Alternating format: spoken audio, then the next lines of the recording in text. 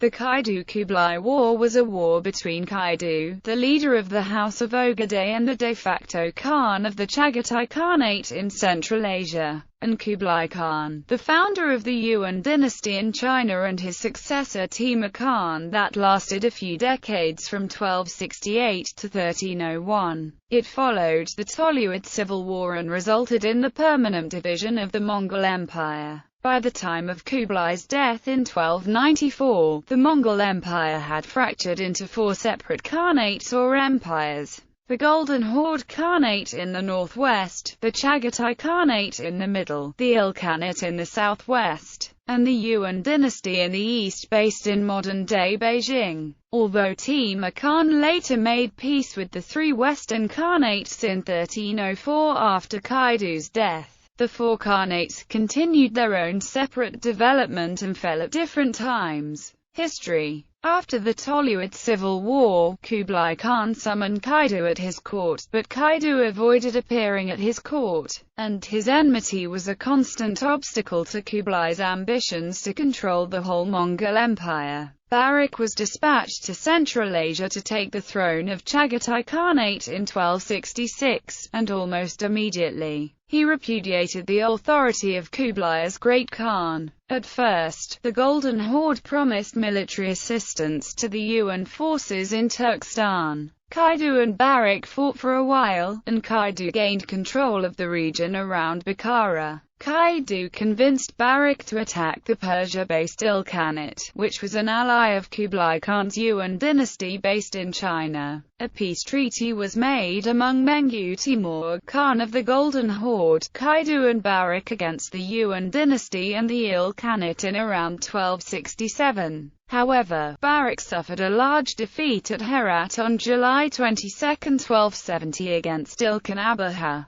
Barak died en route to meet Kaidu, who had been waiting for his weakness. The Chagatai princes, including Mubarak Shah, submitted to Kaidu and proclaimed him as their overlord. Sons of Barak rebelled against Kaidu, but they were defeated. Many of the Chagatai princes fled to the Ilkhanate. Kaidu's early attempt to rule the Chagataids faced a serious resistance. The Mongol princes such as Negibei, whom he appointed Khan of the House of Chagatai, revolted several times. Stable control came when Duwa was made Khan, who became his number two in 1282. The Golden Horde based in Russia also became an ally of Kaidu. In 1275 Kaidu invaded Urumqi and demanded its submission, but the Buddhist edict resisted. Kublai sent a relief force to expel him. Kublai's son Nomuk Khan and generals occupied Al-Malik from 1266 to 76, to prevent Kaidu's invasion. In 1277, a group of Genghiside princes under monk's son Shayagi rebelled, kidnapping Kublai's two sons and his general Antong. The rebels handed Antong to Kaidu and the princes to Mengu Timur. The army sent by Kublai Khan drove Shayagi's forces west of the Altai Mountains and strengthened the Yuan garrisons in Mongolia and Xinjiang. However, Kaidu took control over Al-Malik. Nevertheless, rulers of the Golden Horde withdrew the support from Kaidu after the death of Mengu Timur. Three leaders, Nokai, Todemonka and Kenichi, of the Golden Horde made peace with Kublai in 1284. Both Nokai and Todemonka made peace with the Ilkhan armored Teguda as well, to attract military support from the Jochids.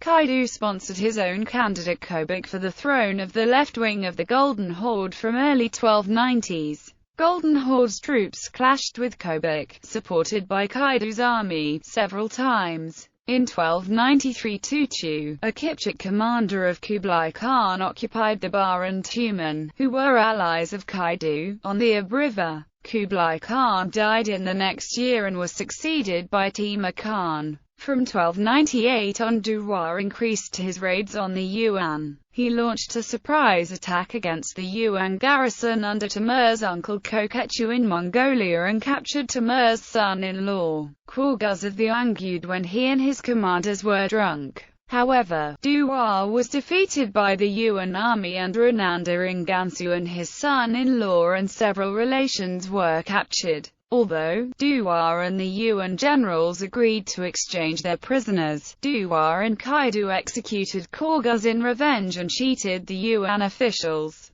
To reorganize the Yuan defense system in Mongolia, Timur appointed Dharmabala's son Kayashan to replace Koketchu. The Yuan army defeated Kaidu south of the Altai Mountains. However, in 1300, Kaidu defeated Kayashan's force. Then Kaidu and Duwa mobilized a large army to attack Karakoram the next year. The Yuan army suffered heavy losses while both sides could not make any decisive victory in September. Duwa was wounded in the battle and Kaidu died soon thereafter. Until this time Kaidu had waged almost continuous warfare for more than 30 years against Kublai and his successor Timur, though he eventually died in 1301 after the battle near Karakoram. The Kaidu-Kublai War had effectively deepened the fragmentation of the Mongol Empire, although a peace later came in 1304 which established the nominal suzerainty of the Yuan emperors over the Western Khanates.